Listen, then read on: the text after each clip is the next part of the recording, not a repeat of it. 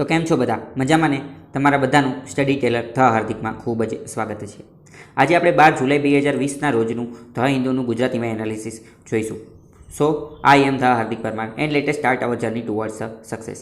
સૌથી પહેલાં આજનો મહત્ત્વનો આર્ટિકલ જોઈએ તો 2018ની જે ભારતની અંદર ટાઈગર સેન્સસ થઈ હતી. સેન્સસ એટલે વસ્તી ગણતરી અને ટાઈગર એટલે કે વાઘની જે વસ્તી ગણતરી થઈ હતી તો એણે એક નવો ગિનિસ બુક વર્લ્ડ રેકોર્ડ બનાવી દીધેલો છે. અથવા તો 2018માં ભારતે જે વાઘની વસ્તી ગણતરી કરેલી હતી એને ગિનિસ બુકની વર્લ્ડ રેકોર્ડની અંદર સ્થાન મળી ગયું છે. તો તમને પ્રશ્ન થશે કે એવું તો ભારતે શું કરી નાખ્યું કે એને ગિનિસ બુકની અંદર સ્થાન મળી ગયું? તો એનું કારણ એ છે કે ભારતે 2008માં વાઘની જે વસ્તી ગણતરી કરેલી હતી એની અંદર ઘણા બધા ઇલેક્ટ્રોનિક ઇન્સ્ટ્રુમેન્ટ ખાસ કરીને કેમેરા અને એ બધાનો ઉપયોગ કરેલો હતો. અને અત્યાર સુધીમાં કેમેરા અને એ બધી વસ્તુનો ઉપયોગ કરી અને આટલી મોટી વાઇલ્ડ સેન્સસ એટલે કે પ્રાણીઓની આટલી મોટી સેન્સસ વસ્તી ગણતરી ક્યારેય કરવામાં આવેલી નથી. બરાબર, એના કારણે જે છે ભારતને અથવા તો આ વસ્તુને ગિનિસ બુક ઓફ વર્લ્ડ રેકોર્ડની અંદર સ્થાન આપવામાં આવેલું છે. કેમેરા ટ્રેપ્સ, બધી જ જગ્યાએ કેમેરા ગોઠવવામાં આવેલા હતા.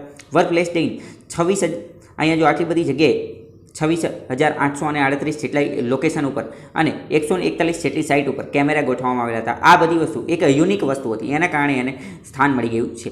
આ તમને ખબર હોવી જોઈએ. અને 2018ના ડેટા પ્રમાણે જોઈએ બીજી મહત્ત્વની વસ્તુ જોઈએ તો ટાઈગર માટે ભારતે ઘણી બધી વસ્તુ કરેલી છે. ભારતની અંદર 50 જેટલા ટાઈગર રિઝર્વ આવેલા છે, એ પણ તમને ખબર હોવી જોઈએ. ગુજરાતમાં એક પણ ટાઈગર રિઝર્વ નથી અને ગુજરાતમાં વાઘ પણ જોવા મળતા નથી. પરંતુ થોડા સમય પહેલાં એક વ્યક્તિએ, એક શિક્ષક હતા બરાબર, એમને એક ફોટો ખેંચીને મોકલેલો હતો અને ત્યારે લોકો માની ગયા હતા કે બરાબર ગુજરાતની અંદર પણ વાઘ હોવાના પુરાવા રહેલા છે. અને જો ગુજરાતની અંદર વ્યવસ્થિત રીતે વાઘ જોવા મળી જશે તો ગુજરાત આખા દેશનું એવું રાજ્ય બની જશે કે જ્યાં સિંહ અને વાઘ બંને એક સાથે જોવા મળે છે. બરાબર, તો ગુજરાત માટે એક ગૌરવની વસ્તુ પણ બની જશે. બરાબર, વાઘના ઘણા બધા અવશેષો મળી ગયા છે પરંતુ હજી સુધી એની માટે કોઈ પણ નેશનલ પાર્ક કે સેન્ચ્યુરી, અભયારણ્ય કે રાષ્ટ્રીય ઉદ્યાન કે એવું કંઈ છે નહીં અને વ્યવસ્થિત મોટા પ્રમાણમાં મળેલા નથી. માત્ર તેના અવશેષો મળેલા છે, એ તમને ખબર હોવી જોઈએ. 2018ના ડેટા પ્રમાણે જોઈએ તો ભારતની અંદર 2967 જેટલા વાઘ આવેલા છે. દર 4 વર્ષે વાઘની વસ્તી ગણતરી થાય છે. બરાબર, દર 4 વર્ષે 2967 વાઘ છે જે આખા વિશ્વના 75% જેટલા છે. એટલે દુનિયાની અંદર સૌથી વધુ વાઘ જે છે એ ભારતની અંદર છે, કારણ કે આખી દુનિયાના 75% of the global tiger population એ ભારતની અંદર છે. આ તમને ખબર હોવી જોઈએ. બરાબર, બીજી મહત્ત્વની વસ્તુ જોઈએ તો આ જે ફોટો, આ વાઘનો ફોટો જે છે એ નાગર હોલ નેશનલ પાર્કનો છે. નાગર હોલ નેશનલ પાર્ક. પ્રશ્ન થાય નાગર હોલ નેશનલ પાર્ક તો કે કર્ણાટકની અંદર આવેલો છે. આની પહેલાં પણ આપણે નાગર હોલ નેશનલ પાર્ક વિશે ચર્ચા કરેલી હતી. બરાબર, આ તમને ખબર હોવી જોઈએ.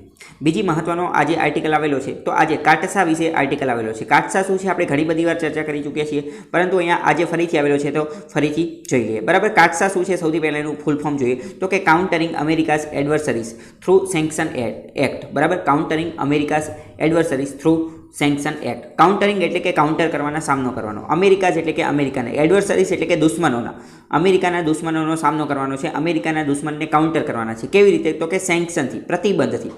આ એક રીતનો એક્ટ છે, એક રીતનો કાયદો છે. કોણે? ભારતે પસાર કરેલો છે? તો ના, ભારતે નથી પસાર કરેલો, પરંતુ અમેરિકાએ એની સંસદની અંદર આ કાયદો પસાર કરેલો છે. ક્યાં? અમેરિકાએ એની સંસદમાં પસાર કરેલો છે.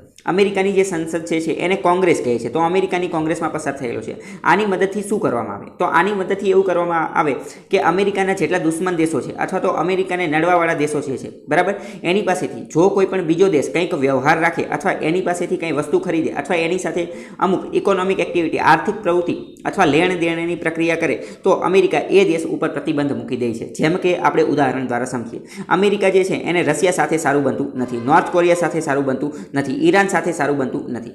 તો અમેરિકાએ એવું કીધેલું છે કે તમે આ 3 દેશ સાથે જો કંઈ આડાવડા વ્યવહાર રાખશો, નાણાકીય પ્રવૃત્તિ કરશો તો અમે તમારા દેશ ઉપર પ્રતિબંધ મૂકી દઈશું. જેમ કે આપણે વાત કરીએ કે ચાઇના જે છે, ચાઇનાએ રશિયા પાસેથી S-400 મિસાઇલ સિસ્ટમ ખરીદી લીધી. S-400 મિસાઇલ સિસ્ટમ એ એક પ્રકારની ડિફેન્સ સિસ્ટમ શું છે? એક પ્રકારની ડિફેન્સ સિસ્ટમ છે. એ બધા વિશે મેં બધું ડિટેલમાં સમજાવેલું છે. બરાબર, તો ચાઇનાએ રશિયા પાસેથી શું ખરીદેલું? S-400 defence system, missile defence system ખરીદેલી. તો અમેરિકાને ન મજા આવી અને અમેરિકાએ કાટસા એક્ટ અંતર્ગત ચાઇના ઉપર પ્રતિબંધ મૂકી દીધા. બરાબર, તો આ તમે સમજી શકો છો કાટસા એક્ટ અંતર્ગત શું કે, કારણ કે અમેરિકાએ પહેલાં જ કહી દીધેલું છે કે રશિયા રશિયા પાસેથી કોઈ પણ પ્રકારના હથિયાર ખરીદશો નહીં. ઈરાન અને નોર્થ કોરિયા સાથે કાંઈ પણ પ્રકારનો વહીવટ રાખો નહીં. બરાબર, જો આવું કરશો તો અમે કાટસા અંતર્ગત તમારી ઉપર પ્રતિબંધ મૂકી દઈશું. તો આ તમને ખબર હોવી જોઈએ. બરાબર, જો અહીંયા આ જે ફોટો આપેલો છે આ મિસાઇલ S-400 મિસાઇલ સિસ્ટમનો જ ફોટો છે. આ આખી જે મિસાઇલ સિસ્ટમ જે છે એ S-400 છે, જે ચાઇના પાસે છે, જે ચાઇના પાસે છે અને જે રશિયા વેચે છે. ભારતે પણ S-400નો ઓર્ડર આપેલો છે, જે 2021 અથવા 2022ના અંત સુધીમાં આવી જશે. આ પણ તમને ખબર હોવી જોઈએ. બરાબર, The specter of US sanction. Washington could punish India under a new law for buying Russian arms. બરાબર, તો હવે તમને પ્રશ્ન સમજાઈ ગયો હશે કે ચાઇનાએ રશિયા પાસેથી S-400 ખરીદી તો અમેરિકાએ એની ઉપર સેન્ક્શન પ્રતિબંધ મૂકી દીધા. અને મેં કીધું કે ભારત પણ S-400 ખરીદેલું છે, તો ભારત ઉપર પણ કદાચ પ્રતિબંધ મુકાઈ શકે છે. હજી સુધી ભારત ઉપર પ્રતિબંધ મુકાયેલા નથી. અને બીજી મહત્વની વસ્તુ જોઈએ તો ભારતે રશિયા પાસેથી ઘણા બધા હથિયાર ખરીદેલા છે, જેમ કે MiG, સુખોઈ, આ બધા જે એરક્રાફ્ટ જે છે, બરાબર, એ ભારતે એની પાસેથી ખરીદેલા છે રશિયા પાસેથી. પરંતુ હજી સુધી ભારત ઉપર પ્રતિબંધ મુકાયેલા નથી. કેમ? કારણ કે ભારત અને અમેરિકાના સંબંધો પણ ખૂબ સારા છે. એટલે કદાચ ભવિષ્યમાં મુકાઈ પણ શકે છે, હજી મુકાણા નથી. આ તમને ખબર હોવી જોઈએ. બરાબર, જો અહીંયા શું આપેલું છે? By government of Iran, the Russian Federation and North Korea. આ ત્રણેય દેશ મેં તમને જે વાત કરેલી છે એ જ બધી વસ્તુ અહીંયા આપેલી છે. બરાબર, હવે 2016 હવે અમેરિકાએ રશિયાને પણ આ લિસ્ટની અંદર શા માટે દાખલ કરી દીધું એ તમને ખાસ ખબર હોવી જોઈએ. ઈરાનને દાખલ કરવાની તો ખબર છે કે ઈરાનને અમેરિકાને બનતું નથી. નોર્થ કોરિયાને અને અમેરિકાને પણ બનતું નથી, કારણ કે નોર્થ કોરિયાના જે કિમ જોંગ ઉન જે છે એ વારંવાર ન્યુક્લિયર એક્ટિવિટીને એ બધું કરતા હોય છે અને આપ ખુદ સહી છે, પોતાના દેશની અંદર પોતાની મનમાની ચલાવે છે. એટલે અમેરિકાને એને બનતું નથી. પરંતુ રશિયા સાથે શું વાંધો પડેલો? તો રશિયા સાથે આમ તો પહેલેથી જ વાંધા છે, પરંતુ અમુક પ્રકારના વાંધા કે જે એક રીતે લેન્ડમાર્ક સ્વરૂપે છે. કયા? તો કે 2016ની અંદર અમેરિકાની અંદર જે ઇલેક્શન, પ્રેસિડેન્ટનું જે ઇલેક્શન ચૂંટણી થઈ હતી, બરાબર, દર 4 વર્ષથી ત્યાં ચૂંટણી થઈ છે. તો 2016માં થઈ હતી, હવે 2020માં થવાની છે. તો 2016માં જ્યારે ઇલેક્શન થયું હતું તો એવું કહેવામાં આવે છે કે રશિયાએ એની અંદર ઘણું બધું ઇન્ફ્લુએન્સ, બરાબર, એ ચૂંટણીને ઘણો બધો પ્રભાવિત કરી હતી અને પોતાના સાયબર એટેકથી અને આ બધી વસ્તુથી સોશિયલ મીડિયા ઇન્ફ્લુએન્સ, ઇન્ટરનેટનો ઉપયોગ કરી અને ત્યાંના વોટર્સને પ્રભાવિત કરેલા હતા. એવું કહેવામાં આવે છે. કોણે? રશિયાએ અમેરિકાની અંદર. તો એ કે સારી વસ્તુ નથી 2016ના પહેલી વસ્તુ એ. બીજી વસ્તુ શું? તો કે મિલિટરી એગ્રેશન. રશિયા જે છે એ મિલિટરીની દ્રષ્ટિએ એગ્રેશન દર્શાવે છે અગેન્સ્ટ યુક્રેન. યુક્રેન પાસેથી રશિયાએ શું કરેલું છે તમને ખબર જ હશે. યુક્રેન પાસેથી ક્રાઇમિયા નામનો જે ભાગ જે છે, ક્રાઇમિયાનો ભાગ, એ બૂચ મારી દીધો છે અથવા એ ઇલીગલ રીતે પોતાની અંદર એન્ક્રોચ કરી લીધો છે, પડાવી લીધેલો છે. યુક્રેન પાસેથી શું? ક્રાઇમિયા. તમને ખ્યાલ હશે કે રશિયાએ યુક્રેન પાસેથી ક્રાઇમિયા લઈ લીધું છે, એટલે તો એને G8માંથી કાઢી નાખવામાં આવેલું હતું અને G8માંથી રશિયા નીકળી ગયું, એટલે તો પછી G7 બની ગયું હતું. બરાબર, ગ્રુપ ઓફ 7. આ તમને ખબર હોવી જોઈએ. બીજી મહત્વની વસ્તુ, અમેરિકાએ એવું કીધું છે કે રશિયા જે છે એ હ્યુમન રાઇટ વાયોલેશન કરે છે, એટલે કે માનવ અધિકારોનું પણ વારંવાર હનન કરે છે, એટલે એમની ઉપર આ બધા પ્રતિબંધો મૂકેલા છે. બરાબર, ચાઇનીઝ મિલિટરી જો અહીંયા સેમ વસ્તુ આપેલી છે જે મેં તમને સમજાવેલી છે એ. ચાઇના પણ સુખોઈ એરક્રાફ્ટ વાપરે છે અને S-400 એને ખરીદેલી હતી, એના માટે અમેરિકાએ એની ઉપર પ્રતિબંધ મૂકેલા છે. ભારત હજી સુધી આની અંદરથી બચી ગયું છે. બરાબર, અને એવું નથી કે ભારત એક જ આની અંદરથી બચેલું છે. આની પહેલાં વિયેતનામને, ફિલિપાઇન્સને, આ બધા જે નાના દેશ છે એણે પણ રશિયા પાસેથી હથિયાર ખરીદેલા હતા અને એમને પણ બચેલા છે. એટલે આવી છૂટ ખાલી ભારતને જ મળેલી છે એવું છે નહીં. બરાબર, હવે ભારત અને અમેરિકા જે છે, અમેરિકા માટે ભારત એક રીતે મહત્વનું મિત્ર સાબિત થઈ ગયું છે. એનું એક કારણ બીજું શું છે? તો એનું એક કારણ એ પણ છે કે 2008ની વાત કરીએ તો 2008 દરમિયાન ભારત અને અમેરિકા વચ્ચે ભારત અમેરિકા પાસેથી કોઈ પણ પ્રકારના હથિયાર ખરીદતું નહોતું. 2008ની વાત કરીએ તો ભારત અમેરિકા પાસેથી ₹0 હથિયાર ખરીદતું હતું. તેની સરખામણીએ 2019ની અંદર જોઈએ તો 2019ની અંદર ભારતે અમેરિકા પાસેથી $15 બિલિયન હથિયાર ખરીદી લીધા છે, જે એક ખૂબ મોટી રકમ છે. તો એક રીતે અમેરિકા માટે ભારત એક મોટી માર્કેટ છે. બરાબર, કારણ કે અમેરિકાના હથિયારો વેચાય છે અને એમને પૈસા આવે છે, એટલે પણ એને કદાચ ભારત ઉપર પ્રતિબંધ નહીં મૂકેલા હોય. આ તમને ખબર હોવી જોઈએ. બરાબર, હવે બીજી મહત્વની વસ્તુ જોઈએ તો આજે આ અજીત ડોવાલ વિશે વાત કરવામાં આવેલી છે. તો એટલું બધું ડિટેલમાં આપણે કંઈ જાણવાની જરૂર નથી. અજીત ડોવાલ કોણ છે એ આપણને ખબર હોવી જોઈએ. એ એક રીતે ભારતના NSA, નેશનલ સિક્યુરિટી એડવાઇઝર, બરાબર, રાષ્ટ્રીય સુરક્ષા સલાહકાર છે. બરાબર, રાષ્ટ્રની સુરક્ષા માટેની, આપણા દેશની સુરક્ષા કરવા માટેની, આંતરરાષ્ટ્રીય યુદ્ધ એ બધાથી, આંતરરાષ્ટ્રીય સરહદોની સુરક્ષા કરવાની, યુદ્ધને એવું બધું ન થાય, આવી બધી સિક્યુરિટી માટેની, સેફટી માટેની પોલિસી બનાવવાની હોય તો એ બધું કાર્યની અંદર મહત્વનો ફાળો કોનો હોય છે? તો કે અજીત ડોવાલનો હોય છે, જે NSA છે. બરાબર, એમના જીવન વિશે ઘણી બધી વાત કરવામાં આવી છે. આપણે ખાલી મહત્વની વાત જાણી લઈએ. બરાબર, તેઓ ભારતના જાસૂસ હતા, એ પણ તમને ખબર હોવી જોઈએ. પાકિસ્તાનની અંદર તેઓ 5-10 વર્ષ ભારતના જાસૂસ તરીકે રહી ગયા છે, એ ખબર હોવી જોઈએ. અને તેઓ પહેલાં ફોર્મર IB ચીફ, બરાબર, IB ઇન્ટેલિજન્સ બ્યુરોના હેડ ડિરેક્ટર પણ હતા. આ તમને ખબર હોવી જોઈએ. બરાબર, ખાસ તો હોય એના વિશે તે વાત કરવામાં આવે છે. 1968ની અંદર કેરાલા બેચમાંથી આઈપીએસ ઇન્ડિયન પોલીસ સર્વિસ તેઓ બની ગયા હતા અને 2004ની અંદર તેઓ આઈબીના ડિરેક્ટર તરીકે તેમની નિમણૂક થઈ હતી. બરાબર. અને પછી તો જ્યારે 2014ની અંદર મોદી સરકાર ચૂંટાઈને આવેલી હતી તો ત્યારે અજીત ડોવાલને NSA તરીકે ચૂંટવામાં આવેલા હતા, તેમનું નામ આવી ગયું હતું. બરાબર. ત્યાર પછી શું થયું કે ધીમે ધીમે NSA નેશનલ સિક્યુરિટી એડવાઇઝર અને ખાસ કરીને અજીત ડોવાલની પાવર દિવસે અને દિવસે વધતી જ જતી હોય છે. જેમ કે જોઈએ તો પહેલાં એમનો જે રેન્ક હતો NSA નેશનલ સિક્યુરિટી એડવાઇઝરનો રેન્ક જે છે એને એક સ્ટેટ મિનિસ્ટરની કક્ષાનો રેન્ક મળતો હતો, સ્ટેટ મિનિસ્ટરની કક્ષાનો. પરંતુ પછી ધીમે ધીમે અત્યારે હવે એમને કેબિનેટ મિનિસ્ટરની કક્ષાનો રેન્ક મળે છે. કેબિનેટ મિનિસ્ટરની કક્ષાનો રેન્ક એ ખૂબ ઊંચો રેન્ક છે, આ તમને ખબર હોવી જોઈએ. બરાબર. કારણ કે જો એક રીતે જોઈએ તો ભારતની અંદર સૌથી ઊંચામાં ઊંચું પદ હોય તો તે કોનું છે? તો તે પ્રાઇમ મિનિસ્ટરનું એટલે કે વડાપ્રધાનનું છે. પછી એની પછી જો કોઈ આવતું હોય તો તે બધા કેબિનેટ લેવલના મિનિસ્ટર આવે છે. કોણ? કેબિનેટ લેવલના મિનિસ્ટર. આ બધા કેબિનેટ મંત્રીઓ જે છે એમનું પણ ખૂબ મહત્વનું માન હોય છે. કેમ? કારણ કે ભારત દેશની અંદર જે કોઈ પણ પોલિસી બનાવવાની હોય, બરાબર, કોઈ પણ નવો નિયમ કાયદો આ બધી વસ્તુ બનાવવાની, તો એ બધું નક્કી કોણ કરે છે? એ આ જે કેબિનેટ કક્ષાના મંત્રીઓ, કેબિનેટ મિનિસ્ટર હોય એ જ નક્કી કરે છે. અને કેબિનેટ મિનિસ્ટર પછી હોય કોણ હોય છે? તો કે સ્ટેટ મિનિસ્ટર. સ્ટેટ મિનિસ્ટર જે હોય, સ્ટેટ મિનિસ્ટર એ કેબિનેટ લેવલના જે મિનિસ્ટર, કેબિનેટ લેવલના જે મંત્રીઓ હોય એની મદદ કરે છે. સ્ટેટ મિનિસ્ટર એટલે કે રાજ્ય મંત્રીઓ, એ આ એક રીતે હેલ્પર તરીકેનું કાર્ય કરે છે. બરાબર. કોના? કેબિનેટ મંત્રીઓને હેલ્પર તરીકેનું. તો પહેલાં NSA નેશનલ સિક્યુરિટી એડવાઇઝરના જે હેડ હોય એને દરજ્જો આપેલો હતો કોનો? સ્ટેટ મિનિસ્ટરનો. પરંતુ હવે એને અપગ્રેડ કરી અને કેબિનેટ મિનિસ્ટરનો દરજ્જો આપી દીધેલો છે. આ તમને ખબર હોવી જોઈએ. તો હવે સાથે સાથે અહીંયા એ પણ જોઈ લઈએ કે ભારતના પ્રથમ NSA નેશનલ સિક્યુરિટી એડવાઇઝર કોણ હતા? તો તે ત્યારે હતા બ્રજેશ મિશ્રા. કોણ? બ્રજેશ મિશ્રા, જે 1998ની અંદર હતા. 1998ની અંદર આપણે કારગિલનું યુદ્ધ કરેલું હતું, તમને ખ્યાલ હશે. બરાબર. તો ત્યારે પછી ભારતને ખબર પડી ગઈ કે આપણે NSAના પદની જરૂર છે. કારગિલનું યુદ્ધ કરેલું પછી તો ભારતે આ પોસ્ટ બનાવી દીધી અને બ્રજેશ મિશ્રા. પછી તો આ JN દીક્ષિતને અત્યારે 5મા નંબરના અજીત ડોવાલ, જે 2014થી અત્યાર સુધી ચાલે છે. બરાબર. આ તમને ખબર હોવી જોઈએ. બ્રજેશ મિશ્રાનું નામ યાદ રાખવાનું છે. બીજી મહત્વની વસ્તુ જોઈએ તો ઇન્ડિયન એરફોર્સ દ્વારા ઘણી બધી નવી વસ્તુ ખરીદવામાં આવેલી છે.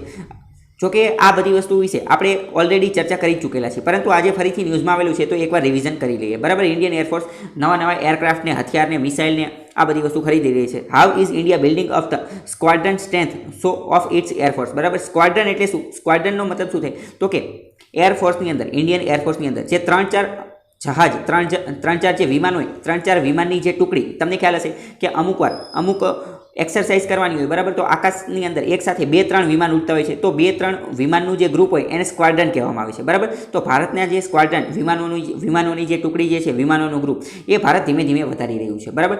સુખોઈ ને મેઘ ને આ બધી વસ્તુ ભારત ધીમે ધીમે વધારે ખરીદી રહ્યું છે એવું. અને તમને ખ્યાલ હશે ડિફેન્સ એક્વાઇઝેશન કાઉન્સિલ, બરાબર, ડિફેન્સ એક્વાઇઝેશન કાઉન્સિલ, DAC, જેના હેડ કોણ હોય છે? ડિફેન્સ મિનિસ્ટર, સંરક્ષણ મંત્રી. એમને પણ અમુક નવા હથિયારો ખરીદવાના છે, અમુક નવા હેલિકોપ્ટર, એરક્રાફ્ટ કેરિયર, વિમાન આ બધું ખરીદવાનું છે, એની મંજૂરી આપી દીધેલી છે. આ ખબર હોય છે. તો કઈ છે એ અહીંયા આપણે એકવાર ફરીથી જોઈ લઈએ. પિનાક ભારત ખરીદવાનું છે. પિનાક શું છે? રોકેટ એમ્યુનિશન છે. બરાબર. રોકેટ એક પ્રકારનું રોકેટ છે. આ બધી મોટી વસ્તુ તો આપણે પહેલાં ચર્ચા કરી. MiG-29, પછી સુખોઈ. બરાબર. આ બધી વસ્તુ આપણે પહેલાં ચર્ચા કરી ચૂક્યા છીએ. અસ્ત્ર અને આ બધી વસ્તુ પહેલાં મેં તમને સમજાવી દીધેલી છે. બરાબર. પછી long range land attack missile કે જે 1000 કિલોમીટરની રેન્જની જે છે એ ખરીદવાના છે. અસ્ત્ર બેન્ડ વિઝ્યુઅલ રેન્જ. બરાબર. અસ્ત્ર નામની એક મિસાઇલ ખરીદવાના છે. અસ્ત્ર જે છે એ અસ્ત્ર શું છે? તો કે એર ટુ એર. એ ઉપરથી મેં તમને યાદ રાખવાનું કીધું હતું. એ અસ્ત્ર શું છે? તો કે એર ટુ એર એટલે કે હવાથી હવામાં પ્રહાર કરતી એક રીતની મિસાઇલ છે. અને એ જે છે એ beyond visual range. Beyond visual range એટલે શું? આપણે આકાશની અંદર ઉપર જોવાનું અથવા તો સામે જોવાનું, અને આપણી નજર જ્યાં પૂરી થાય, આપણે જોવાનું જ્યાં બંધ કરવી, ત્યાંથી અસ્ત્ર કામ કરવાનું ચાલુ કરે. બરાબર. બેન્ડ વિઝ્યુઅલ વિઝ્યુઅલ એટલે કે આપણી નજર જ્યાં પહોંચે અને આપણી નજર જ્યાં પૂરી થાય ત્યાંથી તો અસ્ત્ર ચાલુ કરે છે. અસ્ત્ર હવાથી હવામાં પ્રહાર કરતી મિસાઇલ છે. આ ખબર હોય છે. Astra mark 1 has been integrated to Sukhoi જે વિમાન જે છે, બરાબર, એરક્રાફ્ટ જે છે, એની અંદર અસ્ત્ર ફિટ કરી નાખવામાં આવશે અને પછી તે હવામાં ઉડી અને પ્રહાર કરશે. આ પણ તમને અસ્ત્ર માર્ક 1 અને અસ્ત્ર માર્ક 2 આ બે પણ બનાવેલા છે. અસ્ત્ર માર્ક 2 જે છે એ DRDO એ ઇન્ડિજિનિયસલી બનાવેલી છે, defence research and development organisation. આ તમને ખબર હોવી જોઈએ. બરાબર. અને જો તમારે આ બધી વસ્તુ ડિટેલમાં જાણવી હોય તો તમે 3 જુલાઈ 2020નું જે એનાલિસિસ જે છે થઈ હિન્દુનું એ તમે જોઈ શકો છો. એમાં આપણે 40,000 કરોડના હથિયાર ખરીદેલા છે. બધી વસ્તુ મેં તમને ડિટેલમાં સમજાવેલી છે. MiG-21 શું છે, રાફેલ શું છે, F-16 સુખોઈ કઈ રીતે કામ કરે છે, એના બધા ફોટા સહિત બધી વસ્તુ એમાં એન્જિન કઈ જગ્યાએ હોય, મિસાઇલ કઈ રીતે લોન્ચ થાય, બરાબર, નિર્ભય શું છે, આ બધી વસ્તુ ડિટેલમાં સમજાવેલી છે. તો તમે એ વિડીયો લેક્ચર એકવાર જોઈ લેજો. એ બહુ ઇમ્પોર્ટન્ટ લેક્ચર હતો, બરાબર. એની અંદર ઘણી બધી પિનાકને, નિર્ભયને, આ long range land attack cruise મિસાઇલને આ બધી વસ્તુ ડિટેલમાં સમજાવેલી છે, બરાબર. અથવા તો જોયો હોય તો ફરી વાર પણ જોઈ શકો છો, જેના કારણે તમારું પણ રિવિઝન થઈ જાય. તો એક વિડીયો જોઈ લેજો, ઘણા બધા કોન્સેપ્ટ ક્લિયર થશે. સંરક્ષણ, ડિફેન્સ રિલેટેડ જેટલી પણ ન્યૂઝ હતી એ મહત્વની હતી. હવે બીજી મહત્વની વસ્તુ જોઈએ તો આજે મર્સિડીઝ બેન્ઝ કે જે ગાડી બનાવતી કંપની છે, મોંઘી ગાડી બનાવે છે, તો એના ભારતના સીઈઓ જે છે એમનું ઇન્ટરવ્યૂ લેવામાં આવેલું. તો એમનું એવું કહેવાનું થાય છે, તમને ખ્યાલ જ હશે કે છેલ્લા ઘણા સમયથી લોકડાઉનના કારણે ભારત દેશ મંદીની અંદર જતો રહ્યો છે. અને લોકડાઉન પહેલાં પણ ભારતની અંદર સ્લો ડાઉન તો ચાલી જ ગયું હતું. એની પહેલાં પણ 45 વર્ષની સૌથી વધુ બેરોજગારી ભારતની અંદર જોવા મળેલી હતી. તો અત્યારે આજે મર્સિડીઝ બેન્ઝના સીઈઓને વાતચીત કરવામાં આવી, એમનું ઇન્ટરવ્યૂ લેવામાં આવ્યું. તો એમને એવું કીધું કે હવે આગળ જતાં થોડા સમય પછી દિવાળી આવે છે, એટલે કે ફેસ્ટિવલ સિઝન આવે છે. તો ફેસ્ટિવલ સિઝન દરમિયાન, તહેવારોની સિઝન દરમિયાન ભારતનું માર્કેટ, ભારતનું ઇકોનોમી, ભારતનું અર્થતંત્ર ફરીથી ઊંચકાવાની શક્યતા છે. અને ભારતની અંદર ભારતનું અર્થતંત્ર ફરીથી ધબકતું થઈ જશે, ફરીથી બધું ધીમે ધીમે વ્યવસ્થિત થઈ જશે. Consumer spending will return during festival season. અત્યારે લોકો જે છે એ કંઈ નવી વસ્તુ ખરીદતા નથી. જેમ કે થોડા સમય પહેલાં વચ્ચે એક મહિનો એવો હતો કે જ્યારે લોકડાઉન હતું ત્યારે એક પણ આખા ભારતની અંદર એક પણ ગાડી વેચાણી જ નથી, કોઈ ગાડી ખરીદેલી જ નથી, બરાબર. ફોર વ્હીલરની વાત કરવામાં આવે છે. મારુતિ સુઝુકીના સીઈઓએ આ બધાનો જે ડેટા હોય એની ઉપરથી ખબર પડવા માંડી. એની ઉપરથી આપણને ખબર પડે છે કે ભારતના લોકો કંઈ ખરીદતા નથી. કેમ નથી ખરીદતા? કારણ કે એમની પાસે પૈસા નથી. લોકડાઉનની અંદર ઘણા બધા લોકોની રોજગારી, નોકરી આ બધું જતું રહ્યું છે. તો પૈસા નથી તો ખરીદે ક્યાંથી? તો આ સીઈઓનું એવું કહેવાનું થાય છે કે ફેસ્ટિવલ, દિવાળી અથવા તો આ જે તહેવારો આવશે ત્યારે કદાચ કસ્ટમર જે લોકો જે છે એ ખરીદવાનું શરૂ કરી દેશે. અને ભારતની ઇકોનોમી એક રીતે ફેસ્ટિવલ ડ્રીવન ઇકોનોમી છે, બરાબર. તહેવારોના આધારે ચાલતી પણ ઇકોનોમી છે. તમને એ તો ખ્યાલ હોવો જોઈએ. કારણ કે જ્યારે તહેવારો હોય તો ભારતના માર્કેટની અંદર બધી વસ્તુ વધારે પડતી વેચાતી હોય છે. આ ખબર હોવી જોઈએ. બીજું ડિટેલમાં કંઈ જાણવાની જરૂર નથી. બીજી મહત્વની વસ્તુ જોઈએ તો આપણા આરબીઆઈના ગવર્નર છે શક્તિકાંત દાસ, બરાબર. આપણા આરબીઆઈના ગવર્નર કોણ છે? શક્તિકાંત દાસ. તો અહીંયા જે શક્તિકાંત દાસ છે એમને એક પ્રકારની વોર્નિંગ, એક પ્રકારની ચેતવણી આપેલી છે કે કોવિડ-19ના કારણે લોકોની જોબને એ બધું જતું રહ્યું છે, લોકો પાસે રોજગારીનો ને એનો કંઈ વિકલ્પ છે નહીં. તો તેના કારણે એનપીએનું પ્રમાણ વધવાની શક્યતા છે. એનપીએ એટલે કે નોન પરફોર્મિંગ એસેટ્સ. એટલે શું કે અમુક લોકો જેણે લોન લઈ લીધેલી હોય અને પછી એ લોન ભરે નહીં, લોન બૂચ મારી દે, તો એ લોન એનપીએ બની જાય છે, બરાબર. તો લોન એનપીએ ક્યારે બને? તો જ્યારે કોઈ પણ વ્યક્તિ લોન લે છે, બરાબર, લોન લે છે અને પછી જો 1 મહિના સુધી એનું વ્યાજ પણ નથી ભરતો, 1 મહિના સુધી એનું વ્યાજ પણ નથી ભરતો અથવા લોન પણ પાછી નથી ભરતો, તો એ સ્પેશિયલ મેન્શન એકાઉન્ટ 0 બની જાય છે. શું બની જાય છે? સ્પેશિયલ મેન્શન એકાઉન્ટ 0, બરાબર. પછી બીજા 1 મહિના સુધી એ નથી ભરતો અથવા તો 30 દિવસ સુધી જ્યારે નથી ભરતો તો SMA1 બની જાય, SMA0 બની જાય છે, સ્પેશિયલ મેન્શન એકાઉન્ટ 0. પછી 31 થી 60 દિવસ સુધી એટલે કે 2 મહિના સુધી લોન પાછી નથી આપતો કે હપ્તોય નથી ભરતો તો એ SMA1 બની જાય છે, સ્પેશિયલ મેન્શન એકાઉન્ટ 1 બની જાય છે. જ્યારે સ્પેશિયલ મેન્શન એકાઉન્ટ 0 અને સ્પેશિયલ મેન્શન એકાઉન્ટ 1 બની જાય એટલે બેંકવાળા અધિકારીઓની નજર એ એકાઉન્ટ ઉપર આવી જાય છે કે આ લોકો, આ વ્યક્તિ જે છે એણે હપ્તા ભરેલા નથી અથવા લોન પણ પાછી ભરેલી નથી. ત્યારે પ્રથમ 30માં SMA0, પછી 31 થી 60માં SMA1 અને જો 61 થી તે 90 ની અંદર, 61 થી તે 90 અથવા તો 3 મહિનાની અંદર તેમ છતાં પણ જો તે વ્યક્તિ લોનનો હપ્તો પણ નથી ભરતો અને લોનની રકમ પણ નથી ભરતો તો તે SMA2 બની જાય છે અથવા તો સ્પેશિયલ મેન્શન એકાઉન્ટ 2 બની જાય છે, સ્પેશિયલ મેન્શન એકાઉન્ટ 2 બની જાય છે, બરાબર. અને 90 દિવસ પૂરા થઈ જાય અને 91મા દિવસ પછી પણ અથવા તો 90 દિવસ પૂરા થયા પછી પણ તે હપ્તો પણ નથી ભરતો અને લોન પણ નથી ભરતો તો તે NPA બની જાય છે, એટલે કે નોન પરફોર્મિંગ એસેટ્સ, બરાબર. પછી બેંક એને નામ આપી દે છે કે NPA નોન પરફોર્મિંગ એસેટ. પરીક્ષામાં ડાયરેક્ટ પ્રશ્ન પૂછાઈ જાય કે NPA ક્યારે બને? તો 90 દિવસ પછી બને છે, બરાબર. બધા લોકોને આ વસ્તુ તો ખબર જ હોય છે કે 90 દિવસ પછી NPA બની જાય, પરંતુ સ્પેશિયલ મેન્શન એકાઉન્ટ ક્યારે બને છે એ ખાસ ઘણા બધા લોકોને ખબર હોતી નથી. તો એ તમે યાદ રાખજો. SMA0 બને, પછી SMA1 બને, પછી SMA2 બને અને પછી NPA બને. ક્યારે બને? 30 દિવસ, 60 દિવસ અને 90 દિવસના અંતરાળ પછી બને છે. તો આ તમને મોસ્ટ MP ખબર હોવી જોઈએ, બરાબર. તો શક્તિકાંત દાસ જે છે એમને વોર્નિંગ આપેલી છે કે આ NPA વધવાની શક્યતા રહેલી છે, બરાબર. તો એની માટે આ NPA ને એ બધું, એની માટે બેન્કિંગ સિસ્ટમ વ્યવસ્થિત રીતે ચાલી શકે એની માટે શું કરવું જોઈએ? પહેલાં તો જો કીધેલું છે increase in bad loans. Bad loans વધવાની શક્યતા છે. બેડ લોન એટલે શું? મેં તમને કહી દીધું કે અમુક વ્યક્તિ પહેલાં લોન લઈ લે, બરાબર, પરંતુ પછી એની લોન ભરવાની ઓકાત ન હોય અથવા હપ્તા ભરવાની ઓકાત ન હોય એટલે પછી લોન જે છે એ ડિફોલ્ટ થઈ જાય છે. ડિફોલ્ટ થઈ જાય એટલે કે એ ભરતો નથી, એક રીતે ઇન્સોલ્વેન્ટ એટલે કે શું કહે, લોન પાછી ભરવાની એની ઓકાત નથી એવું થઈ જાય છે, બરાબર. તો એને બેડ લોન કહે છે. તો આની માટે શું કરવું જોઈએ? તો આની માટે રીકેપિટલાઇઝેશન પ્લાન લાવવો જોઈએ. રીકેપિટલાઇઝેશન, જનરલી રીકેપિટલાઇઝેશન પ્લાન જે છે એ સરકાર દ્વારા લાવવામાં આવતો હોય છે. આની અંદર શું હોય કે રીકેપિટલાઇઝેશન પ્લાન દ્વારા સરકાર જે છે એ બેંકોની અંદર અમુક પૈસા પમ્પિંગ કરે છે, અમુક પૈસા નાખે છે જેના કારણે બેંકોની અંદર પૈસાની લિક્વિડિટી વધે, બરાબર. કારણ કે જો તમે સમજી શકો છો કે બેંક જે છે, ફોર એક્ઝામ્પલ SBI બેંક જે છે એની પાસે 100 કરોડ રૂપિયા છે, બરાબર, 100 કરોડ રૂપિયા. હવે આમાંથી એણે 50 કરોડ રૂપિયાની લોન આપી દીધી છે. હવે 50 કરોડ રૂપિયા NPA બની ગયા. 50 કરોડ રૂપિયા શું બની ગયા?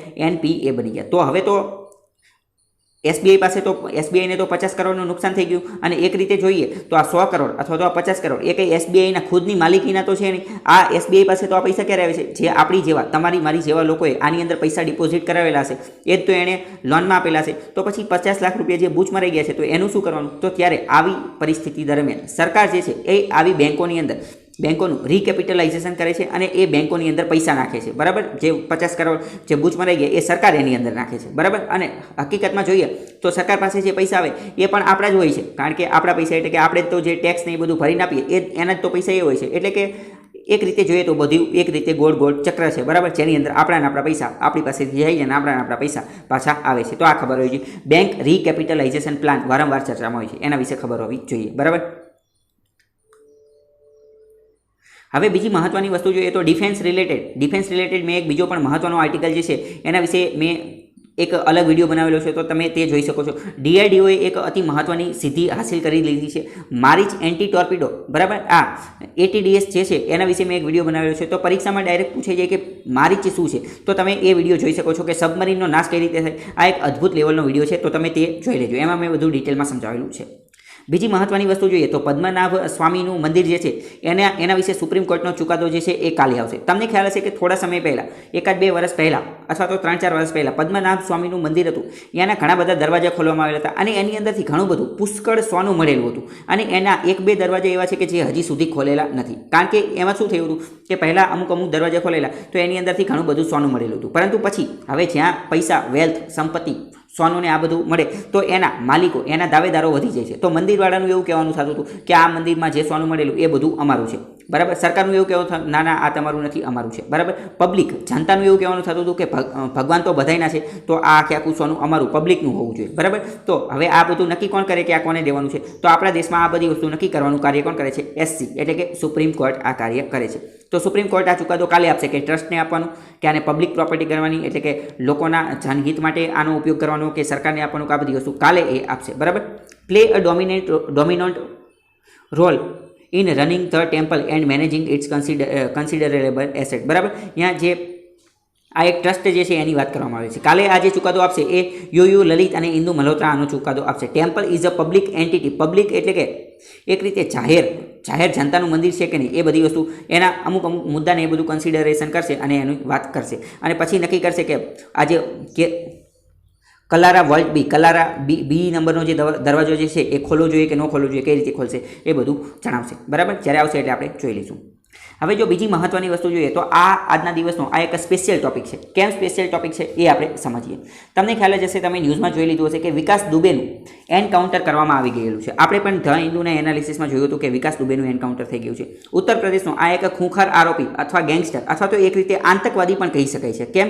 કારણ કે વિકાસ દુબેને આની પહેલાં જે પોલીસવાળા પકડવા ગયા હતા તો એણે એક સાથે 8 પોલીસવાળાને મોતને ઘાટ ઉતારી દીધા હતા, બરાબર. વિકાસ દુબે એક વ્યક્તિ 8 પોલીસવાળાને ઉડાડી દીધા, એટલે એક રીતે ખતરનાક વસ્તુ કહેવાય. અને આપણે પણ વિચારવા જેવી વસ્તુ કહેવાય કે પોલીસ ખુદ સુરક્ષિત નથી તો આમ જનતા અથવા આમ નાગરિક તો કઈ રીતે સુરક્ષિત બની શકે, બરાબર. તો વિકાસ દુબેનું એન્કાઉન્ટર થઈ ગયું એ બધી વસ્તુ તો સમજી ગયા, પરંતુ એણે આપણી ડેમોક્રેસી, આપણી લોકશાહી, આપણી જ્યુડિશરી, આપણા ન્યાયતંત્ર ઉપર ઘણા બધા પ્રશ્નો ઊભા કરી દીધા છે, બરાબર. આપણી માટે એ મહત્વનું નથી કે આનું એન્કાઉન્ટર કઈ રીતે થયું, કેટલી ગોળી મારી, કયા પોલીસ હતા, કઈ જગ્યાએ કર્યું, એ બધું મહત્વનું નથી. આપણી માટે મહત્વનું એ છે કે જ્યુડિશરી, ન્યાયતંત્ર, ડેમોક્રેસી ઉપર, લોકશાહી ઉપર કેવા પ્રકારના પ્રશ્નો ઉદ્ભવી ગયા છે, બરાબર. આર્ટિકલ 20 ભારતીય બંધારણનો જે 21 નંબરની કલમ કે જે બધાને જીવન જીવવાનો અધિકાર આપે છે, રૂલ ઓફ લો, આ બધી વસ્તુ વિશે આપણે ચર્ચા કરીશું. તો આ જે આર્ટિકલ જે છે એ આજનો સ્પેશિયલ ટોપિક છે અને ઘણી બધી નવી વસ્તુ તમને જાણવા મળશે, બરાબર. તો જોઈએ કે crime as punishment, state must get tough on crime. રાજ્ય સરકાર અને કેન્દ્ર સરકારે જે ગુના જે છે એની ઉપર હંમેશા ટફ એટલે કે કડક વલણ દર્શાવવું જોઈએ, બરાબર. કારણ કે જો કડક વલણ નહીં હોય તો શું થશે? તો પછી કોઈ પણ વ્યક્તિ ગમે એવો ગુનો કરી નાખશે અને એના વિશે કોઈ ડર જ નહીં રહે. એ તો પછી એવું જ વિચારશે. જનરલી જો એવું થતું હોય છે કે કોઈ પણ વ્યક્તિ નાનો એવો ગુનો કરે તો તે હંમેશા એવું જ વિચારતો હોય છે કે હું લાંચ આપીને બ્રાઇબ આપી પૈસા આપી અને છૂટી જઈશ, બરાબર. એટલે એ કોઈ પણ પ્રકારના નાના નાના ગુના કરતા તો ડરતો જ નથી અને પછી એ ધીમે ધીમે મોટો ક્રિમિનલ બની જાય છે અને પછી તે ડરતો નથી. Police should not be allowed to break the law. અમુક વાર તો એવું થતું હોય છે કે પોલીસ જે છે એ ખુદ જ તે લો એટલે કે કાયદા તોડતી હોય છે. જેમ કે અત્યારે જ આપણે જોઈ લીધું કે પોલીસ દ્વારા અમુક વાર બ્રાઇબ એટલે કે લાંચ સ્વીકારવામાં આવતી હોય છે. તો જો નાના નાના ગુના, જ્યારે નાનો ગુનો થતો હોય ત્યારે જ તો જો લાંચ સ્વીકારવાનું બંધ કરી દેવામાં આવે તો એ મોટો આરોપી બનતો નથી. ત્યારે જ એણે જે ગુનો કરેલો છે એની સજા આપી દેવી જોઈએ, બરાબર. વિકાસ દુબે, આ બધી વાત આપણે કરવાના છીએ. વિકાસ દુબે ઉપર 62 જેટલા કેસ ચાલુ હતા, 62 જેટલા, એટલે કે અતિ હાઈ લેવલના કેસ કહેવાય. અને આની પહેલાં એક વાત કરીએ તો એણે ઉત્તર પ્રદેશના એક MLA, member of legislative assembly, એક ધારાસભ્યને પોલીસ થાણાની અંદર, પોલીસ સ્ટેશનની અંદર જઈ અને એક જે MLA હતો એને મારી નાખ્યો હતો. અને 60 જેટલા પોલીસવાળા જે છે એ એના ગવાહ હતા. તેમ છતાં પણ જે વિકાસ દુબે રહ્યો એ છૂટી ગયો હતો. તો આ એક અદ્ભુત લેવલની વસ્તુ કહેવાય કે આવો તે કેટલા બધા એના કનેક્શન હશે, કેટલો પાવરફુલ વ્યક્તિ હશે, બરાબર. આપણે એ પણ સમજી શકીએ છીએ. અને એની ઉપર તેમ છતાં પણ એને કોઈ કેસ કે એવું કંઈ થયું નહોતું. એટલે આપણે ટૂંકમાં સમજી શકીએ છીએ કે આની પાછળ ઘણું બધું પોલિટિકલ બેકિંગ પણ હશે, બરાબર. એટલે કે ઘણા બધા રાજનેતાઓનો સાથ પણ એને હશે. અને બીજા જે અમુક પાવરફુલ પોલિટિશિયન અને બીજા અમુક જે પાવરફુલ બ્યુરોક્રેટ્સ, પાવરફુલ લોકો જે છે એનો આની પાછળ હાથ હશે એવું આપણે માની શકીએ છીએ, બરાબર. તો 62 જેટલા કેસ હતા. ટ્રાન્સપોર્ટેડ વિધાઉટ હેન્ડકપ્સને આ ક્યાંથી એને પકડવામાં આવેલો ને એ બધું આપણે હમણાં થોડી વાર પછી જોઈશું. આપણે જે મહત્વની વસ્તુ જે છે એ જોઈએ.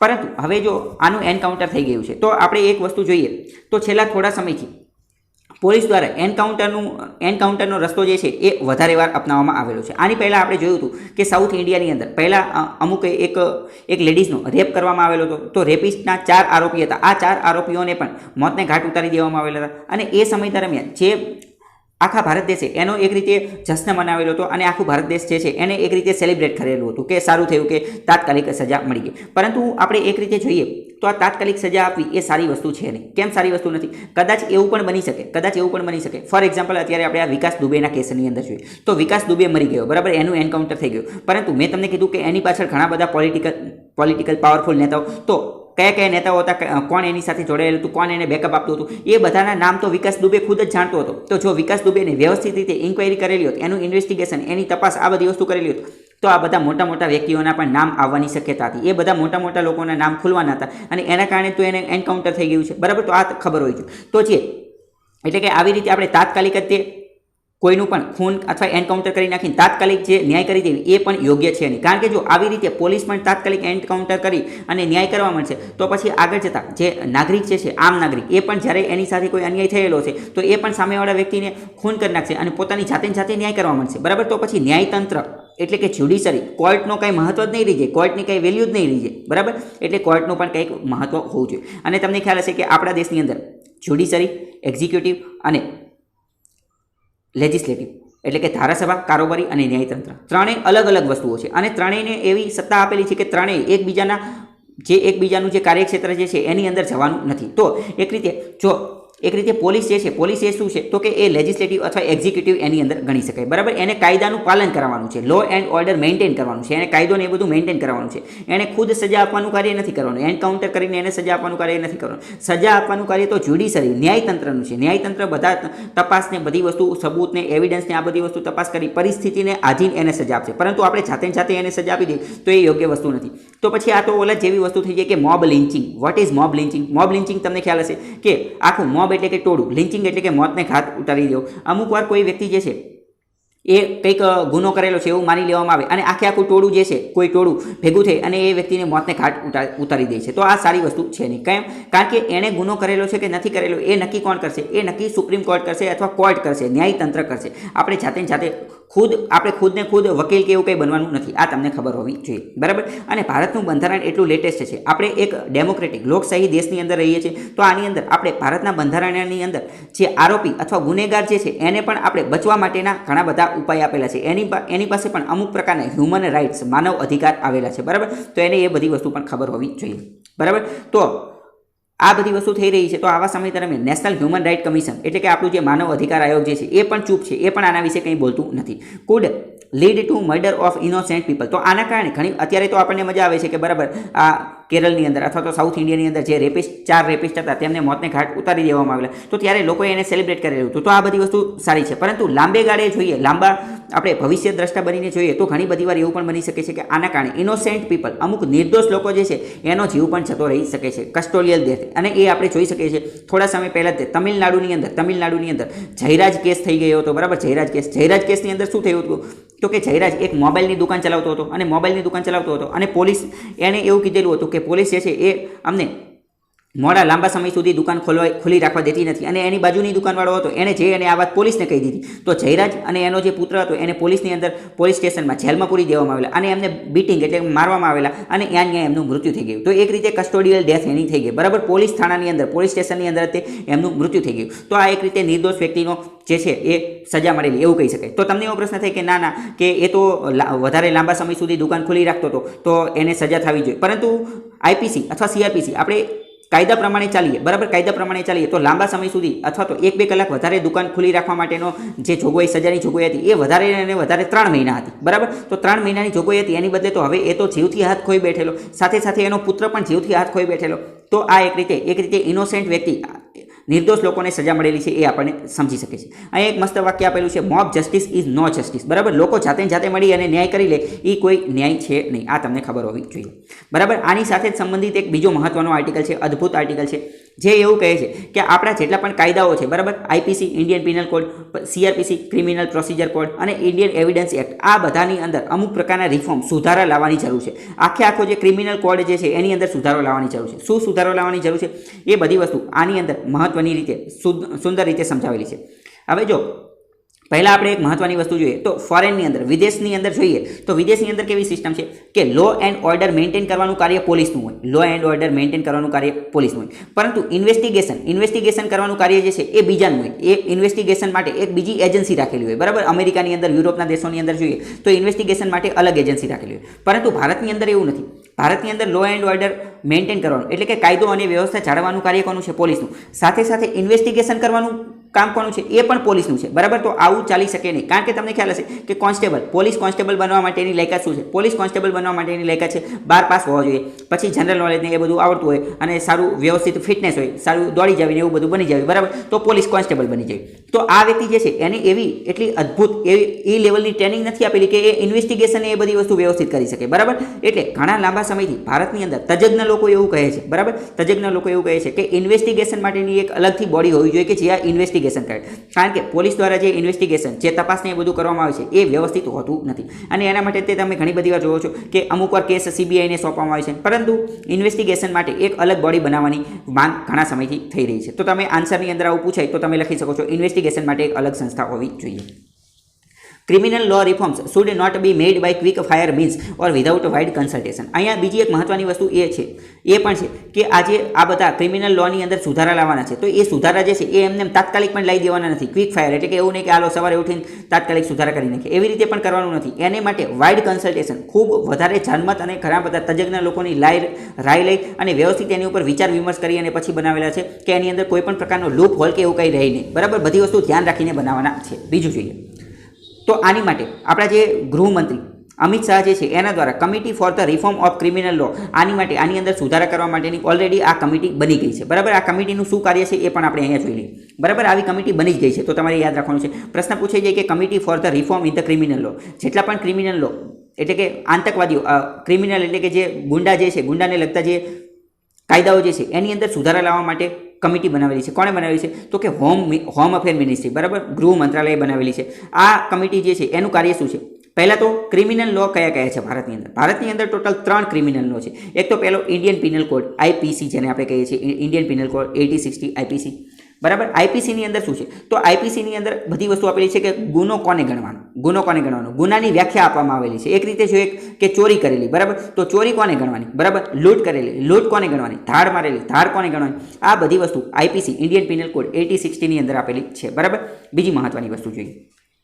બીજો ક્રિમિનલ કોડ કયો છે? તો તે 1973 ની અંદર આવેલો છે, the code of criminal procedure. બરાબર, the code of criminal procedure. આ બધી વસ્તુ જે છે આઈપીસી ના બધી વસ્તુ એ લોર્ડ મેકોલેએ બનાવેલી છે. એ તમને ખબર હશે. લોર્ડ મેકોલે જે છે એ ભારતના એક રીતે કાયદાના એના સભ્ય પણ હતા.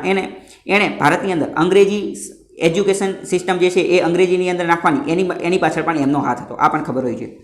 તો કોડ ઓફ ક્રિમિનલ પ્રોસિજર, આની અંદર શું આપેલું હોય કે કોઈ પણ આરોપી સાથે કઈ રીતે વર્તન કરવાનું છે, આની અંદર બધી પ્રોસિજર આપેલી છે, બધી પ્રક્રિયા આપેલી છે, બરાબર, કે આરોપી સાથે કઈ રીતે વર્તન કરવાનું છે, ઇન્વેસ્ટિગેશન કઈ રીતે કરવાનું છે, આ બધી મહત્વની છે. એટલે ટૂંકમાં જોઈએ તો આ જે સીઆરપીસી જે છે એ કોની માટે મહત્વની છે? જે નોકરી કરતા વ્યક્તિ હોય એની માટે મહત્વની છે. અને એની માટે જ જેટલા પણ ઓફિસર્સ હોય, બરાબર, જેમ કે પોલીસની અંદર આઈપીએસ લેવલના ઓફિસર હોય અથવા કોન્સ્ટેબલ અથવા કોઈ પણ લેવલના ઓફિસર હોય, એમને ટ્રેનિંગની અંદર વારંવાર આ જે કોડ ઓફ ક્રિમિનલ પ્રોસિજર જે છે એનો રટ્ટો મારવામાં આવે છે, આ યાદ રાખવામાં આવે છે. પણ તેમ છતાં પણ આ જે એક્સ્ટ્રા જ્યુડિશિયલ કિલિંગ થઈ જાય છે અથવા તો એનકાઉન્ટર થઈ જાય છે તો એની અંદર એનો મતલબ એમ કે આ પ્રોસિજર જે છે, આ જે પ્રક્રિયા જે છે એનું પાલન થતું નથી. કારણ કે આઈપીસી કે સીઆરપીસી આમાંથી એકેય જગ્યાએ એવું નથી લખેલું કે આવી રીતે એનકાઉન્ટર કરી શકાય, બરાબર. જો પરીક્ષાની અંદર ડાયરેક્ટ સ્ટેટમેન્ટ પૂછાઈ જાય કે આઈપીસીની અંદર એનકાઉન્ટર, પોલીસ એનકાઉન્ટરનો ઉલ્લેખ છે, તો ખોટી વાત, ક્યાંય ઉલ્લેખ છે નહીં, બરાબર.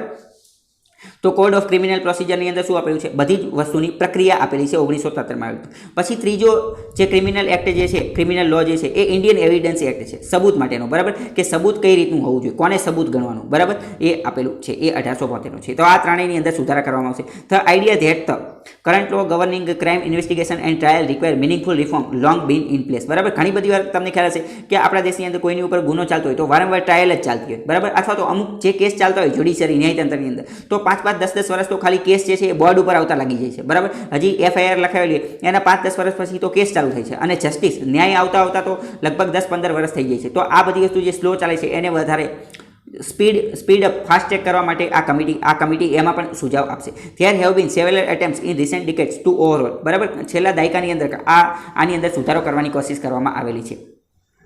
Given this, the committee's mandate now is to recommend reform in criminal laws in a principle effective. આ બધી વસ્તુની અંદર સુધારા અને કઈ રીતે સુધારા કરવા એ બધા વિશે જણાવવામાં આવશે, બરાબર. તો હવે અહીંયા આપણે ફરીથી અહીંયા પાછા આવી જઈએ કે આ શું છે. Current loss governing crimes investigation છે, આ બધી વસ્તુ જે છે એ જ અહીંયા આપેલી છે કે કોની અંદર સુધારો કરવામાં આવશે, શું સુધારો કરવામાં આવશે. લો કમિશન પણ આની અંદર કંઈક કરી શકે છે. જસ્ટિસ વીએસ મલ્લીમાથ, બરાબર, આના દ્વારા જસ્ટિસ આ જે આપણા પૂર્વ એક ન્યાયમૂર્તિ જે છે મલ્લીમાથ, બરાબર, એની દ્વારા એક કમિટી બનાવવામાં આવેલી હતી અને એમના દ્વારા અમુક પ્રકારના સુઝાવ, રિફોર્મ, સુધારાઓ દર્શાવવામાં આવ્યા હતા, પરંતુ એનું વ્યવસ્થિત અમલીકરણ થયું હતું નહીં. અથવા તો અમુક એવા સુધારા હોય છે કે જે કમિટી દ્વારા દર્શાવવામાં આવે છે તો સરકાર જે છે એ સુધારા એક્સેપ્ટ કરતી નથી, એ સુધારાને લાગુ જ નથી કરતી, અથવા તો એ લાગુ થઈ જાય તો એનું વ્યવસ્થિત રીતે અમલીકરણ થતું નથી. આ પણ તમને ખબર હોય છે. જેમ કે જો જસ્ટિસ વર્મા કમિટી હતી, જસ્ટિસ વર્મા પેનલ કમિટી, એણે એક સ્ટડી પબ્લિશ કરેલી હતી, કોમ્પ્રિહેન્સિવ એટલે કે વ્યાપક રીતે એક સ્ટડી, એક એનાલિસિસ આપેલું હતું, and progressive report on reform needed in law concerning crimes against woman. મહિલાઓની પ્રત્યે જેટલા પણ ગુના થતા હોય એ બધા માટેની એક કોમ્પ્રિહેન્સિવ વ્યાપક સ્ટડી આપેલી હતી, પરંતુ એની અંદરની મોટાભાગની બાબતો હતી એ લાગુ થઈ હતી નહીં, અને જે લાગુ થઈ હતી એનું વ્યવસ્થિત અમલીકરણ થતું નથી, એ ખબર હોવી જોઈએ. તો આ બધી વસ્તુ માટે શું હોવું જોઈએ? તો કે જે કોઈ પણ હવે નવા નિયમ બનાવીએ તો એની રીચ અ વાઇડ કોન્સેન્સસ, બધા જેટલા લોકો આ નિયમ બનાવે છે, બરાબર, તો એની કોન્સેન્સસ બધા લોકોની સહમતી હોય છે. સ્પીડ અપ ટ્રાયલ્સ જે છે એ સ્પીડ અપ થઈ જવા જોઈએ, બરાબર, કારણ કે તમને ખ્યાલ હશે કે કેસ ઉપર તારીખ પે તારીખ થતી હોય છે તો એવું થવું જોઈએ. પ્રોટેક્ટ વિટનેસ, અમુક વાર ઘણી બધી વાર તમને ખબર હશે કે કેસ ચાલતો હોય અને જે વિટનેસ, જે ગવાહ હોય એનું જ મૃત્યુ થઈ જાય, એમને જ તે મોતને ઘાટ ઉતર દેવામાં આવે, તો પહેલાં તો વિટનેસને પ્રોટેક્ટ કરવા જોઈએ. Address the travails of victims, improve investigation મેં તમને કીધું. ઘણી બધી વાર તમને ખ્યાલ હશે કે આપણે મૂવીઝની એ બધાની અંદર જોઈએ છીએ કે સબૂતની આરે છેડછાડ કરવામાં આવતી હોય. ઇન્વેસ્ટિગેશન, જે તપાસ પ્રક્રિયા જે છે એ વ્યવસ્થિત રીતે થતી હોતી નથી, બરાબર. તપાસ પ્રક્રિયા, ઇન્વેસ્ટિગેશન જે છે એ નિષ્પક્ષ રીતે થવું જોઈએ, પરંતુ એ થતું નથી. પછી mechanism and most importantly eliminate torture. ઘણી બધી વાર ઘણા બધા લોકોને ટોર્ચર એ બધું કરવામાં આવતું હોય છે, જેના કારણે ગવાહને એ બધું ફરી જતું હોય છે. તો આ બધી વસ્તુ વિશે સુધારા, રિફોર્મ લાવવાની જરૂર છે, બરાબર, આ તમને ખબર હોવી જોઈએ. તો હવે આપણે થોડી રૂલ ઓફ લો અને એના વિશેની વાત કરીએ કે લો એન્ફોર્સમેન્ટ એજન્સી, કાયદાનું પાલન કરાવવાની અને કાયદાને લાગુ કરાવવાની જવાબદારી કોની છે, કોર્ટ સિસ્ટમ શું છે, કરેક્શન સિસ્ટમ શું છે, આ બધી વસ્તુ હવે આપણે આજે વિકાસ દુબે સાથે મહત્વની જે છે, કયા પ્રશ્નો એણે ઉદ્ભવેલા છે એ બધી વસ્તુ જોઈએ, ઘણો ઇન્ટરેસ્ટિંગ રહેશે. તો હવે જો સૌથી પહેલાં આપણે ટૂંકમાં આખો ઘટનાક્રમ સમજવાની કોશિશ કરીએ તો 3 જુલાઈ વિકાસ દુબેને પકડવા માટે એક રેડ મારવામાં આવેલી હતી. આ રેડની અંદર 8 પોલીસવાળા જે છે, 8 પોલીસવાળા એને વિકાસ દુબે અને એમની ટીમ જે છે એને મારી નાખેલા હતા. 8 પોલીસવાળા મરી ગયા હતા. એની અંદર એક તો ડીજીપી લેવલના વ્યક્તિ હતા, બરાબર. ધ પોલીસ એક્રોસ પછી આવું બધું થઈ ગયું, બરાબર. 8 પોલીસવાળા મરી ગયા, એટલે 10 રાજ્યની પોલીસ જે છે, 10 રાજ્યની પોલીસે ભેગી થઈ અને એક ઓપરેશન શરૂ કરેલું. કોની માટે? ઉત્તર પ્રદેશનો આજે ગેંગસ્ટર વિકાસ દુબે જે છે એને પકડવા માટે. આ તમને ખબર હોય છે. પછી 9 જુલાઈએ જે છે એ વિકાસ દુબેને મહાકાલ મંદિર, મધ્યપ્રદેશના ઉજ્જૈનની અંદર મહાકાલ મંદિર આવેલું છે, ત્યાંથી એને પકડવામાં આવેલો. કોને? વિકાસ દુબેને. અને એની બાતમી જે છે એ ત્યાંનો એક લોકલ શોપકીપર જે છે એણે આપેલી હતી. વિકાસ દુબે ઉપર 50,000નું ઇનામ હતું, એ તાત્કાલિક વધારી અને 5 લાખ કરી નાખેલું. આ પણ ખબર હોય છે. He was being brought two Kanpur. તો વચ્ચે પછી આ જે મહાકાલ ટેમ્પલ હતું, મહાકાલનું મંદિર ઉજ્જૈનની અંદર, મધ્યપ્રદેશની અંદર, ત્યાંથી એમને યુપીમાં લાવવામાં આવતા હતા, બરાબર. તો જેવા એમને યુપીમાં લાવવામાં આવતા હતા ત્યારે તે એમની જે ગાડી હતી એને એ ઓવરટર્ન થઈ ગઈ, બરાબર. એની ગાડી જે છે એ પલટી મારી ગઈ અને પછી પોલીસવાળાનું એવું કહેવાનું થાય છે કે એની ગાડી પલટી મારી ગઈ અને વિકાસ દુબે પોલીસ ઉપર હુમલો કરવાની કોશિશ કરી અને પોલીસે એન્કાઉન્ટરમાં એનું મૃત્યુ કરી નાખ્યું. તો એમનું એન્કાઉન્ટર ક્યારે થયું? તો કે મધ્યપ્રદેશથી જ્યારે યુપીમાં પાછા લાવતા હતા ત્યારે, બરાબર. મહત્વનું નથી. આપણે જે મહત્વનું જે છે એ બધું હવે જોઈશું, આગળ જે આવશે એ, બરાબર. હવે જો અમુક લોકો જે છે એને ટ્વીટ કરીને સમજાવેલું છે, તો ટ્વિટરને એ બધાના માધ્યમથી આપણે સમજવાની કોશિશ કરીશું કે તજજ્ઞોની એ બધાની રાય શું છે. Vikas Dubey attempted to flee by snatching pistol of the injured. પોલીસનું એવું કહેવાનું થાય છે કે વિકાસ દુબે જે છે એ કોઈ પોલીસવાળાની પિસ્તોલ જે છે એ સ્નેચિંગ એટલે કે ખેંચી અને ભાગવાની કોશિશ કરતો હતો અને એના કારણે જે છે એ પોલીસે એની ઉપર ગોળી ચલાવી અને એની હત્યા કરી નાખી, એનું એન્કાઉન્ટર કર્યું. Police tried to make him surrender. પોલીસે એને સરેન્ડર કરી દેવું કીધું પણ થયું નહીં. During which he fired at the policeman. He was injured in retaliatory firing by police. He was later rush to the hospital. પછી એને હોસ્પિટલમાં પણ લઈ જવામાં આવેલા, એ પણ ખબર હોવી જોઈએ. હવે આની અંદર સમ technical glitches by UP police. એક રીતે જોઈએ તો યુપી પોલીસ દ્વારા અમુક પ્રકારની ટેકનિકલ ગ્લિચ થયેલી છે, બરાબર. કઈ ટેકનિકલ ગ્લિચ એ આપણે જોઈએ. એટલે મહત્વની વસ્તુ જોઈએ તો why was the car change after toll crossing, બરાબર. જેવું તે ટોલ ક્રોસ થઈ ગયું હતું, એક રીતનું જે ટોલ નાકું હતું એ ક્રોસ થઈ ગયું, પછી જે કાર હતી જેની અંદર વિકાસ દુબેને લઈ જવામાં હતો એ ગાડી ચેન્જ કરી દેવામાં આવી. તો એ ગાડી કઈ રીતે શું લેવા ચેન્જ કરી અને એ ચેન્જ કરવા માટેનો ઓર્ડર કોણ હતો એ પણ મહત્વની વસ્તુ છે. એક્સ આઈએએસ ઓફિસર સેક્રેટરી અને એક્સ આઈપીએસ ઓફિસર ડીજીપી એણે પૂછેલું કે વાય ડીડ હી સરેન્ડર. પહેલાં તો આ બધા લોકો જે પૂર્વ જે રિટાયર્ડ થઈ ગયેલા લોકો જે છે એમને ટ્વીટ કરીને એવું જણાવેલું છે કે આ એક રીતે જે છે એ એન્કાઉન્ટર છે, આ એક રીતે એન્કાઉન્ટર નથી, એક રીતે કિલિંગ છે, બરાબર. એક્સ્ટ્રા જ્યુડિશિયલ કિલિંગ છે. અને મહત્વનો પ્રશ્ન એ છે કે જો વિકાસ દુબે જે છે એને મરી જ જવું હતું, બરાબર, એને ભાગવું જ હતું, તો એને સરેન્ડર શા માટે કરેલું? મહાકાલની અંદર આ જે મહાકાલનું મંદિર હતું, બરાબર, ઉજ્જૈનની અંદર, ત્યાં એને સરેન્ડર કરેલું હતું. તો જો એને ભાગવું હતું તો એને સરેન્ડર શા માટે કરેલું હતું, બરાબર. એ એક મહત્વનો પ્રશ્ન ઉદ્ભવે છે.